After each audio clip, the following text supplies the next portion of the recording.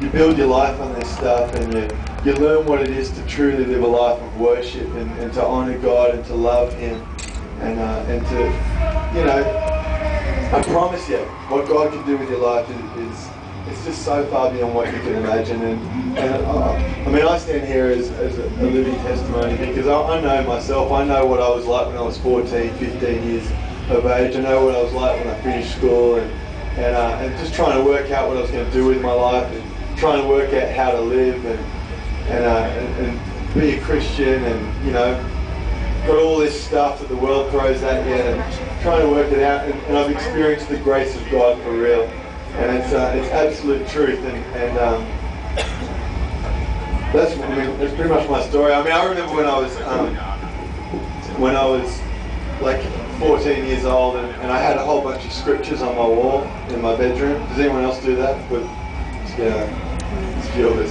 So I had these scriptures, you know, that I put on my wall, and at the time they were just kind of like the few scriptures that kind of stuck out to me when I read the Bible.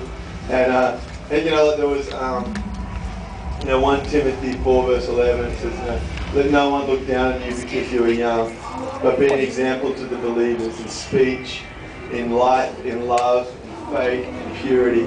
I had that written on the wall, and I used to read it every day and kind of go, yeah, all right. And I had Jeremiah 29:11. You know, for I know the plans I have for you, declares the Lord. Plans to prosper you and not to harm you. Plans to give you a future and a hope. And I had this Proverbs 16:9 that my dad actually gave me, and it said, in a man's heart he plans his course, but the Lord determines his steps. And I used to put these things on my wall, and I had Romans 12 verse 1, and it said, therefore I urge you, brothers, in view of God's mercy, to offer your bodies as living sacrifices to Him, holy and pleasing. This is your spiritual act of worship.